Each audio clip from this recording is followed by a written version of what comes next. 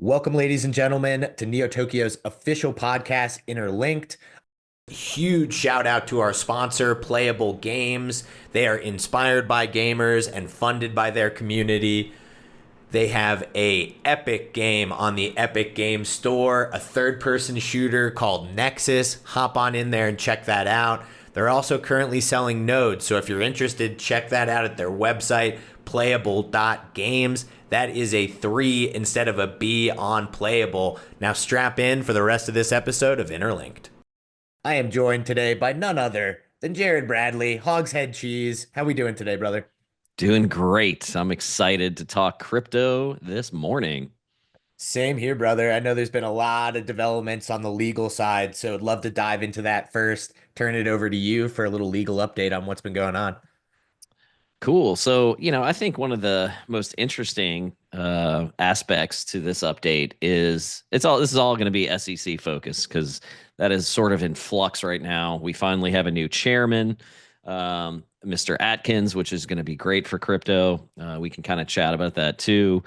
Back in February, though, the Division of Corporate Finance, they have a crypto section, came out with some really interesting guidance, sort of out of the blue, and said, really, what is a meme coin and whether it's a security or not, which is cool. I mean, it's interesting. So, Meme coin essentially, law. I love it. it's meme coin law. Now, again, this is like it's the division. It's not an official ruling. It's not an official regulation, but we all know if they're posting it on the SEC website and it's from a division, it's probably what they're going to go with and what you should go with. So, number one, it has to be purchased for entertainment, social interaction, or culture. Perfect. Value driven primarily by market demand and speculation. Perfect. Limited or no functionality, significant volatility, and then sometimes, usually, accompanied by statements regarding risks and that lack of utility. And what they said is if those things happen, it's not a security. You don't have to register it, you don't need an exemption. It's more like a collectible, is what they called it, which is very cool. They actually went through a analysis of the Howey test and how it doesn't apply to a meme coin that falls in these categories. And again, you don't need to register. So this is really the first sort of guidance, I think, that makes sense from the SEC in a really long time. So holders, sellers, purchasers, you're outside of the realm of the SEC, and they're not going to come knocking on your door if you're playing in the meme coin round.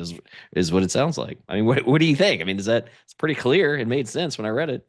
Pretty clear. I mean, the thing that like sort of hit me like a ton of bricks is like the SEC actually saying, "Hey, as long as your coin doesn't do anything, we won't regulate it." So it like that's like another feather in the cap of the like, anti-utility coin. Like, oh, I'm sorry, your coin actually provides value, so we're gonna have to regulate that. Yeah, make sure it does nothing and it means nothing, then you're safe. And then if it crashes to zero, good luck. I wonder if this is gonna spur like right now everything's so dead that like there's just not the interest there, but how does this not spur an absolute tidal wave of celebrity, athlete, influencer meme coins when this thing even starts to shine a little bullish? Yeah, and I mean, interestingly enough, we had bases for everyone coin. I don't know if you saw that. I So did. that was kind of wild. They, posted on, I forgot the name of that app that basically it's social media and then everything that is posted is a meme coin. And then you can purchase those meme coins. So it's creating meme coins like by the second, there's even more. And so they posted, hey, basis for everyone. And then there was a link in it to the site. You go there and then you could purchase meme coins. It went up to like maybe $20 million, crashed down to like two, and then maybe back up. Now it's, I think, somewhere around 10, the last I looked at it. Um, People were saying base is now rugging everyone, but it should, they proved, I think, through, their wallets that, hey, the team never sold anything. We're not going to sell anything. I mean, we're base. I mean, they're a billions of dollar company. Do you think we care about $20 million meme coin? It was just for fun to show that tokenize everything is kind of the way, that they're saying it. So, maybe that's one of the sort of outcroppings of this, not necessarily regulation, but, the statement from the SEC that, hey, free game. You want to create a meme coin? We're not coming after you. You're good. You just create one and go about your day. See what happens. Yeah, that's simply wild. I wonder what the implication's going to be for like gaming coins, which like by definition, have some utility usually within the game itself. So, I mean, with Trump coming down the pipe with his tease of a real estate Web3 game, um, it's going to be interesting to see how the like Web3 gaming coins end up being regulated. Yeah, and this is they have the crypto roundtable that's been going on, and I think will be going on in DC. So Mark Uyeda is just the acting. Well, he was the acting chairman. We have a new chairman now. He started the crypto roundtable discussions about sort of all different aspects of crypto, and I think this is the sort of the first thing they're like, let's get this out first. We're not talking about meme coins. We're not concerned about meme coins. Let's maybe talk about utility coins and or layer twos, layer ones, all the different things. And do we need to regulate those? And I think that'll sort of be coming down. Very shortly. We'll be getting more and more updates, and then at some point, hopefully, Congress will step in, make some. I think we're pretty close to maybe June, July, where they're supposed to come back to Trump with sort of an outline of what they want, and then from there maybe it's in the SEC. Maybe a whole new department is created that is dealing just with cryptocurrencies. And then the SEC has got to fight for their territory about, well, this is a security. But, my thought is it would make sense to just have a whole new department that specializes in crypto and let them deal with it. So hopefully that happens. They also came out on April 10th, talked about sort of a registration outline. It was very sort of bare bones, but they did state that there were some companies that have registered under Regulation A, which is, I think it's basically like a mini IPO. There's two tiers. One is 20 million. Well, I think they updated the 50 million to a 75 million on tier 2. You have to have an offering statement. And if it's a tier 1, the state has to look at it. It's sort of a lot of different things. I mean, this is sort of, way more complicated than the meme coin. You have to file a Form A, you have to have a circular. The SEC's got to look at it. And once it's registered, they look at it, but they don't necessarily approve it. So it's like this real interesting sort of gray area. You have to, in tier 2, have financial reports, audited statements, and everything has to be approved by the state in tier 1, but not tier 2. It's very complicated mess of it's one of those weird situations where the SEC is like, oh, you're exempt from registering. Awesome. Here's 47,000 pages you have to register with us and all the things you have to do to show that you don't have to register with us. We appreciate that. So, it's like exempt from registration by registering. So it's kind of this goofy thing that I've always thought it was like really strange, and they need to come up with a better system. Another W for the lawyers. Yeah, right. Exactly. And this is, so if you're, getting an exemption from Regulation D or S or A, all the different sort of ones, or crowdfunding, like definitely seek a lawyer's advice, because there are lots of things that you have to register with state sometimes and federal authorities, all kind of forms. Do you actually have to register? Can you use accredited investors, or do you have to use accredited investors? And if you don't use an accredited investor, there's like this calculation of like 10% of income and all of these different aspects that we don't need to get into the podcast because it's just the minutia is so in depth and annoying. You definitely want to speak to somebody about that if you're dabbling in that market. And I mean, sure, do that as well if you're dabbling in the meme coins. But to me, no, not giving you legal advice here, but when I read it, it was pretty damn clear about meme coins. And then, we do now have a brand new chairman, which is great. We've got Paul Atkins. Most recently, he was the Digital Chamber Token Alliance, where he was part of really sort of like a lobbying effort for crypto. So this is, I think, everybody thought Gensler was a win because he actually taught crypto, I think it was at MIT or Harvard, wherever he taught. I don't remember. And everybody was like, oh man, this is going to be great. This guy loves crypto. He teaches it. This is going to be perfect. So I do think this time this is not going to turn into a Gensler. And, I think Atkins is going to do a good job. So, I think, but a lot, as you've seen from our last conversation, I mean, things in the legal world are one of the slowest in the world, and they're moving at lightning speed right now. I mean, there's so many things happening. All the enforcement events that have been dropped from the SEC, and it's sort of a whole new world. And we're still kind of waiting for that regulation, and I don't know how that's going to affect the market. And maybe this is a good segue into the market. If you want to kind of go from there, what are your thoughts on the SEC from just looking in? As a non-lawyer, what does it look like? Yeah, honestly, it's something I haven't been following like too closely outside of our conversation. So just excited to see some regulatory moving forward. Like, as you know, we've discussed a number of times in relation to market conditions and in relation to regulatory, like indecision and complexity and unknowns just take a lot of risk out of the market, or add a lot of risk to the market, excuse me, which obviously impacts prices. So if we can at least have like a clear way forward, the big like 10,000 pound scary gorilla that still freaks me out is like Trump has become so ingrained into at least the US's perception of crypto, like the, sort of like Main Street perception of crypto, that my worry is at the end of his administration, if they do not convince the American people to whatever vote for, say, JD Vance or whoever comes out on the Republican side next time, are we going to see a monumental Trump fueled backlash against crypto because it's so associated with him? Obviously, we've got some runway to have to worry about that. The one thing I did want to bring up on the regulatory side is actually across the pond, which is Circle got permission, based on my understanding, which I'm certainly not an expert in this, to get a stable coin based on the euro. So EURC, which is now up to a $200 million market cap. So it's like at, 230 on coin market cap, give or take. Um, I think this is super interesting because particularly with the timing, as I believe it started to trade relatively recently, and with the market conditions, the dollar's been taking it on the fucking chin, which is first to point out very strange in this market dynamic. So, a lot of this, and if you're interested in these topics, I definitely recommend Darius Dale and Lynn Alden because that's where I'm drawing a lot of these opinions from.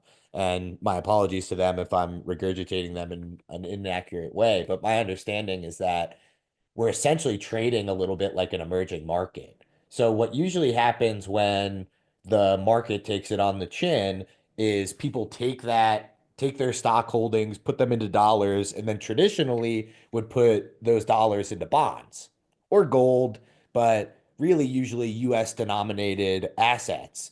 And in this case, we are sitting atop a mountain of foreign investment way above sort of the baseline, way above the trend line.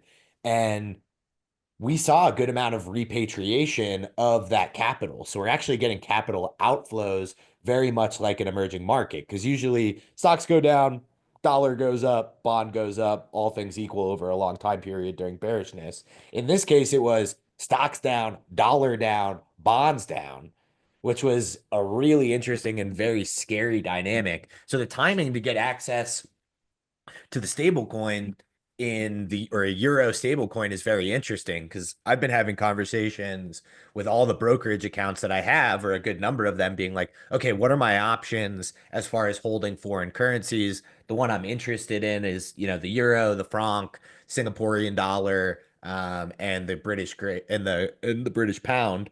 Particularly the British pound is interesting because you get that European exposure without the EU. So they might kind of rise back into their role as the regulatory arbitrage of Europe. But if let's say you're a genius or very lucky and you sidestepped all this bearishness, you're like, okay, SPY at 6,000, I'm gonna take my chips and go home. Even if you're sitting entirely in dollars, you took roughly 8% of that value on the chin versus a basket of currencies.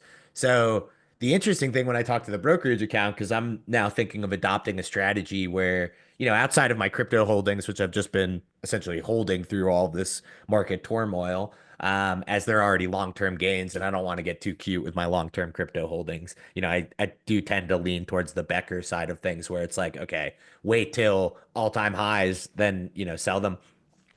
But on the sort of traditional market side, when I'm sitting in so much liquidity, I really want to start sitting in a basket of currencies to have a little bit more of a stable platform. And you can, at least I can, on these brokerage accounts, get access to holding those currencies. But based on my understanding of the preliminary conversations, I can't hold like money market accounts denominated in those values or get yield on those currencies. And so it's going to be a really interesting value proposition for things like the European Euro stablecoin, to be able to then use DeFi, or Coinbase might even offer yield. I didn't get a chance to look into it, but I think it's a really interesting opportunity. And you've already seen the Euro stablecoin really growing, and I think it's got a lot to do with those.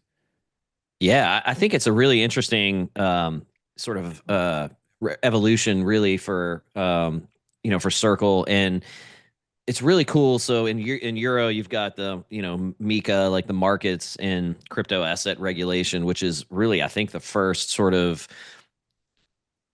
first country, but really the whole territory in the EU that has sort of like a countrywide or a nationwide or a union wide um, you know, I guess it's a law, but it's more like, it's growing and it's gonna be filled in. There's lots of holes in it and lots of sort of gray areas, but it's at least sort of addresses the market in general in the EU, which is great.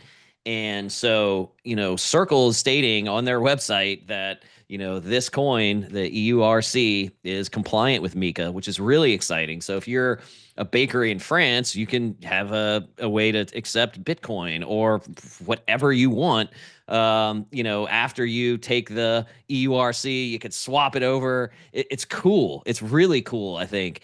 And, because of that, you can start taking your euro coin and then putting it into other whatever you want for holding of your company. So whether that's Bitcoin, or there's I would say maybe probably under MiCA, like certain things like Solana, maybe we'll have to see about all that. This is all sort of emerging, but the good news is I think they have AVAX for the EURC. I know they have certainly Base, obviously. I think Stellar, ETH. So, there's certainly quite a few that, you can actually swap this out for, and use different blockchains for. But to me, it's really exciting. So now you take the money in for your croissant, and now you can invest it in some other cryptos, and maybe start, like, large companies start holding assets of crypto on your balance sheet, which is really exciting.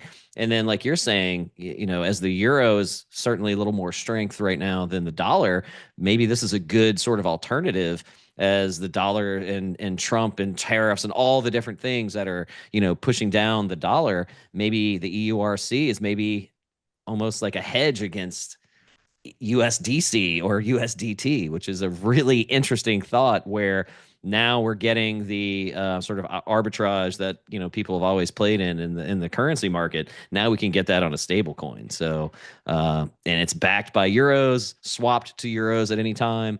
I really like it. I think it's bullish. Maybe not bullish for the US dollar, but certainly bullish for crypto, as sort of complying with MiCA, and now the whole EU is can use it, and it's really interesting. So, like you're talking about, maybe we get a pound sterling coin next, and then sky's the limit.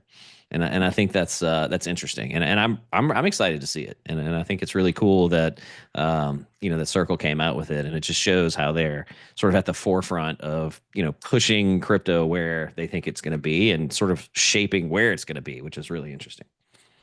Yeah, and the other interesting thing is, because, I can only call my brokerage account during business hours and trade. Like, maybe if you're a hedge fund, you can do some OTC stuff, or if you're a big enough actor, some OTC foreign currencies. But it's very interesting now that I don't want to say the average Joe because as we're really learning in the United States, like the average Joe is not doing currency swaps and holding large amounts of assets, unfortunately, and that's part of the problem that I think this administration is trying to address, which is the wild wealth disparity. But that aside, this certainly does on some level democratize the ability for the middle class, lower or upper middle class to be able to swap between currencies 24/7, 365. So it's going to be another interesting signal in closed market conditions, weekends, after hours, where we've already seeing crypto sort of have this weekend signal where if some bad headline, which has been happening often, comes out during the weekend, something with geopolitics, something with domestic policy, you really see crypto sort of give a signal because let's say you've got, hundreds of thousands of shares of the SPY that you can't dump over the weekend for one reason or another, you can dump your crypto. Or vice versa. If there's something super bullish, like you can get in on those risk assets and then rebalance on Monday. So really just completely changing the dynamic. As I said, you had to be, a high level investor to be able to access things over the weekend, and now that's changing. Now a word from our sponsors. What's up, crypto gamers? Shout out to our sponsor, Myria. Myria is revolutionizing Ethereum-based gaming with its powerful L2 scaling solution. Think zero gas fees, instant transactions, free NFT minting, and more. Myria offers a suite of tools that are tailor-built for game development, including game-specific SDKs, a spec'd-out marketplace, Web3 spiked leaderboards, new AI super tools, and more. All this fueled by a fleet of player-run nodes that are a breeze to operate and pump out daily rewards for supporting the ecosystem. Plus, check out Meta Rush, the Battle Royale obstacle runner by Myria Studios, dropping very, very soon. And now back to your regularly scheduled program. Yeah, that's a really interesting spot where now, let's say you've taken a large position maybe on a Friday, you can hedge against that with crypto during the weekend. And it's like, well, look, if that crashes, I've got this, or if this goes up, and this may crash, and you can sort of, but it also leads to, all right, now we can double down on it and then get hammered. I mean, it's all the things, but it certainly gives a lot more autonomy and a lot more, many options. And I love this. This is just another option, and I think it's fantastic. So I'm excited for it. Yeah, same here. And again, with that ability to potentially get yield, I mean, either Coinbase is gonna add it. I don't know why they would give yield on USDC and not EURC. But certainly on DeFi, I'm sure there's options to get yield on it. And that's like an extra little feather in the cap where unless you're in the European banking system, it can be quite challenging to get yield on your euro. And, that makes a nice sort of a nice ability to hedge if you want to hold like a basket of currencies. Yeah, I'm pumped for it. And then, how does this affect like the general market, I guess is the next question. And where does that leave? I guess Bitcoin is doing decently well. I guess everyone's like, oh, we're at 84K, but it's like, man, we were, to me, the last high is still that like 69,000. This is well above that. And, again, all of our alts are well below their all-time highs. So there's a big disparity where Bitcoin's leading the charge. So does that lead us to another altcoin rally? Is it alt season? Is that ever going to happen? Is that even a thing anymore? Is there still a 4-year sort of cycle? I mean, there's really a lot of things that I've seen a lot of the sort of heavy hitting TA guys, kind of jostle with and say, I don't know, is kind of the answer. And a lot of people are saying, I don't know, but maybe the 4-year cycle is on its last leg this year. What do you think? So hard to say. I have been very conservative so far. So, like, obviously Becker's been out beating his chest on the rooftops, blasting his anime tank and doing his regular Becker thing, talking shit and being like, "Hey, like these prices are ridiculous. Like, I don't care if I have to bite down on my mouth guard to paraphrase and just hold through some volatility. Like, eventually this is going to be a really, really good investment. So have you been tempted by that thinking? Have you been starting to buy the dip, so to speak, or have you been holding off? Yeah, I did, I think a few weeks ago, and then it's just been sort of those particular alts have been down since, like some AI coins, and then like AVAX. I'm a huge fan of AVAX, and I'm just sort of holding, waiting. I think I had like one of the pumps. I ended up selling one of them. I still have some of them that I'm kind of waiting for, and then throughout all my really decentralized wallets. I'm not the kind to go in and trade in and out of those, so I've been holding those for I don't know, a very, very long time. Lots of those are, crypto gaming oriented and, lots of like utility type mid tier tokens there. So those are probably still doing okay. I mean, some of them are, smashed into oblivion. So, but for me, I'm kind of holding and kind of waiting and seeing what's going to happen at some point. I don't know when. It could take many, many months. We've got, either sort of a large green dildo or a red dildo coming out. Which one's it going to be? And so I don't know. I'm like you, conservative, kind of waiting, seeing what's going to happen, and then obviously still holding bytes and lots of other crypto gaming tokens that have certainly not fared well. They were amazing, and there was this huge peak, and they were higher than sort of anything else, and now they're just in the toilet. Yeah, so very similar to like your strategy like a few weeks ago. My thought in these sort of like tumultuous times is like I was making cheeky bets. So like I'm like, okay, if I'm gonna make a stab at maybe we bottom here, like I'm gonna go out as far as I possibly can on the risk curve because it doesn't take a big investment there to really move the needle. And I'm comfortable with it evaporating at that level, even if I might not enjoy it. So I took a little stab on a couple of meme coins like a few weeks ago, sounding like in that similar period. They continued to take it on the chin on that next leg down into the 70s and, certainly haven't recovered like Bitcoin has. But yeah, I mean, at this point, I am constantly thinking about do I just take, a couple percent or a percent of my net worth and just buy some, whatever, Solana, Cardano, AVAX, like some of the big ones, and then take some cheeky bets in the AI space. Because the one piece of data that I found very interesting was when we have those big relief bounces, like we did when Trump put the 90-day like tariff Hmm. on or the 90-day pause on tariffs. Like I really sat there and watched the market just to be like, okay, when it is party time, where's everybody rushing to? And at least from, what I was seeing was obviously fart coin. So like the meme Yeah. coins came roaring back. I think, maybe at the top of its bounce, it bounced like 70% or something. And then the AI coins, like obviously Becker's still a huge influence. So you saw like PAL rip like 50% or something.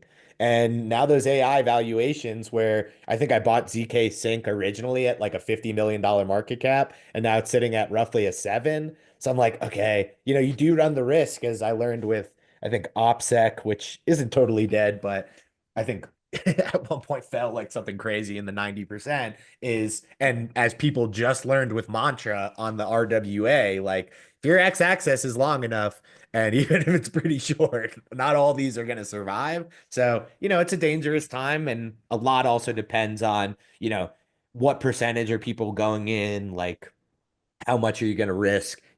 I think this could.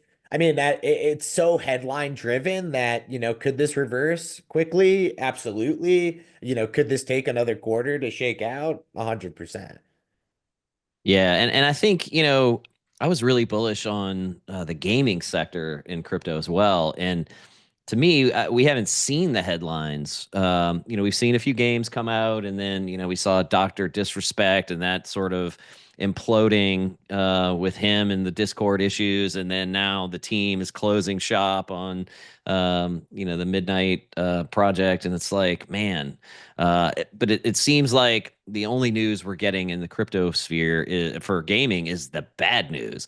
Where are we with all the games that were coming out and all the adoption and I don't know if, teams and projects are sort of waiting in the wings to, launch when it's maybe a little bit better for, market sentiment, or if it's just, the cycle takes that long to build out the games, we're just not there yet, or if a lot of these games just realize how hard it's going to be to compete in the, sort of global gaming, not just crypto gaming, market, and where we are with that. I mean, I know we talked to a lot of people sort of weekly about that, but just in general, from looking outside in, it seems like we're waiting on a lot of good news, and we have been for a really long time. And we need sort of a knight in shining armor to come in and produce a game that is sort of addictive, fun, and has that crypto aspect to it. Sort of like the next Axie. We've been waiting for that for 4 years, I think. Yeah, so I mean, it's super interesting because if you think back to around when that original SitCap announcement happened, there had been like a little gaming run that seemed very counter-cyclical. Gaming had gotten super beat up. It had, had that crazy blow off top after Metaverse Mania, and had gotten beat up more than other things in the sector, and it came ripping back first. So that's made me think like, okay, has crypto gaming gotten so beaten down that it's actually in an interesting position to have a counter-cyclical rally? That is 100% talking my own book and 100% hopium, but that is what I observed in the last cycle. I think part of that is when everything's super heated, everyone's like time to value ratio gets completely blown out. You see the airdrops become less and less popular as people are like, hey, I farmed a thousand clicks. I'm only getting like 3K. Like, this is bullshit. Like, but in the early days, like when things are much more bare, like they are now, like the crypto gaming value sometimes becomes stronger. Where, hey, there's not as many opportunities. Companies are not just raining money down from the sky. But if I play this game and it's actually kind of fun, I'll make a few $100. So potentially that could be a counter. Obviously, Trump also just announced recently that he's launching a real estate Web3 game. Obviously, his meme coin and his wife's meme coin mark the Pico top of the meme cycle, but that started at the Pico top of the meme cycle when they launched. So, does him launching a game at the Pico bottom have a different reaction and actually send us because, the comps are so much lower, so to speak? Or, does that officially kill crypto gaming? Yeah, that's interesting. And Becker is always saying like, you would invest when the risk is so low. And it's like, how much lower can they go? I mean, it's a valid point, 20% maybe. I mean, it's they're already so low that I don't think the liquidity is there to even go much lower. People are just like, okay, so if you buy a few, this might be an interesting spot to do it. And like you're saying, if that game is fun, and it's got Trump really, I was going to say, whatever his team, I'm sure he listens to this podcast all the time, but, make sure your team does a good job, make this fun, make it interesting, and make the crypto aspect to it, to be seamlessly involved in it. And I think you could have a sort of a really fun game, and it would be extremely successful. Again, if it's fun, make sure that's a big part of it. And that may be a spark that sort of ignites the next phase of gaming. And then we'll have a lot of these other projects that are sort of waiting in the wings to say, ooh, maybe this is a good time to come out, launch, and then we could have sort of a flood, like the next sort of evolution of gaming is here. I know so as far as regular gaming, I know there's a new Switch coming out. Yep. That looks pretty fun, and I haven't seen it in person, obviously, but I saw a couple reviews, and I thought that was pretty cool. And I'm wondering if I doubt Nintendo would ever do anything with crypto, but perhaps we could get a couple games that work on the Switch and then seamlessly have crypto in the background, whether you go to a website and however that interaction can work. But that would be something really interesting, and I wonder if anybody's working on that. So I that's just do my know, hope. I believe this was under Friend DA, and I can't even remember the name, but I do know of at least one project that has gotten permission to publish games on Nintendo's platforms. Excellent. Good. Now, the X access is an important thing. I mean, MPH said that they were coming to Xbox, made a big announcement, but I'm like, when are you guys actually coming to Xbox? It's been a lot of a lot of retching, but no vomit. So obviously I love the MPH team.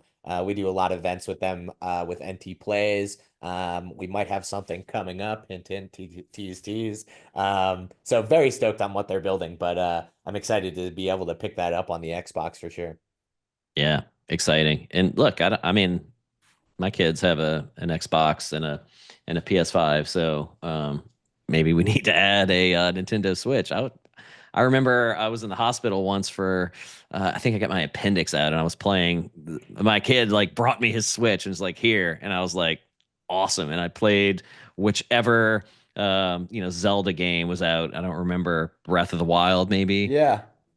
Man, I sat there and it was Mother's Day and I had, an appendicitis and I was like, go enjoy Mother's Day. Just leave me here. The kids came, visited me. I played that game for like 2 days and I was like, amazing. I had an amazing time just sitting there, you know, playing. The pain wasn't too bad. They gave me some medicine and I was like, oh, this is great.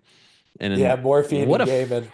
fun experience that was. And I, kind of missed that. And, the other day I was like, oh, we're going to go. I forgot we were going somewhere. And we were like, oh, let's bring our Switch. Couldn't find it. Like our Switch is lost in our house. So if we ever wanted to play anything, it's gone. And I actually looked at the new Mario Kart game, Mario Kart World, or whatever it's called. I'm like, this looks awesome. Mario Kart is a favorite. Yeah, I'm picking up a Switch too. I mean, if it's a crazy drop, like in lines and stuff, then I'll just wait it out until I usually end up picking up the new console when I can just go to Best Buy and like pick Yeah, it up. Like, exactly. I'm not sleeping out on the street, but No. I'm excited for the Switch too. I think it's like the Switch I just love as like a travel system. Like I'll go and, erase a flight from Denver to New York City by just playing Stardew Valley. And I'm usually like, rushing to bed at the end of the day to get there in time, just as we're like, about to start deboarding. Yeah, I'm excited for it. So, and we don't talk about, just regular game consoles enough on here. But let's go, crypto. Let's get your games on the Switch too. It's going to be fun. Yeah, 100%. And I hope as this podcast continues to develop that eventually we're just focused on gaming because crypto has just become an essential part of the infrastructure for gaming. Obviously we're not there yet, but that's certainly the hope. Yeah, definitely. Any new games on the horizon that you've been playing? Dude, I've been playing. I don't want to advocate for this game because I don't think it was great, but I think it was the all the like bearishness was over rotated, which was Assassin's Creed Shadow. Mm. So I'm an absolute sucker for that time period in Japanese history, and I'm learning Japanese. So they have an immersion mode where you can play in the Japanese characters speak Japanese, the Portuguese characters will speak Portuguese. So I've been using that as an interesting learning tool. For me, like the settings, the devils are in the details of the settings. So like I turned on instant assassination, turned off their whole explore mode so that I can just run from place to place and just, fuck people up. But no, it's been fun. What about you? Anything you've been gaming or the kids have been gaming? Man, so I'm still like a Clash Royale like OG. I remember I played Clash of Clans and then Clash Royale came out. It's probably been like 10 years now. I don't know. And I've always loved that game and I still play that game even though everyone's upset about how, their Supercell's making money and I was like, whatever. The game is fun and I've been playing it and I still play it. My kids, Keaton is going to play really more like um, sort of Fortnite.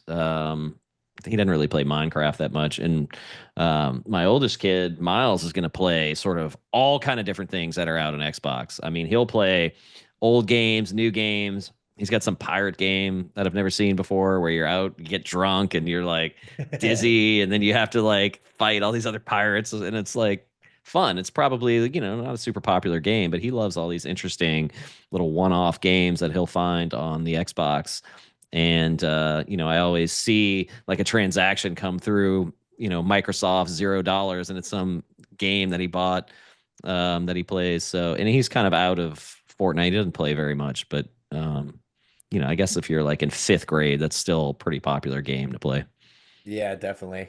All right, Jared, anything else you want to cover before we wrap this baby up? No, man, I had a blast. It was a great episode today, for sure. Yeah, same here. Always appreciate your insights on the legal and always great to shoot the shit and catch up. To the audience, thank you for joining us. This has been Neo Tokyo's official podcast, Interlinked. To all those who are struggling with all the headlines and the market bearishness, like, over a long enough x-axis, I'm confident that this too shall pass, one way or the other. So best of luck out there, everyone, and we'll be back next week with another episode. Take care. Later, everyone.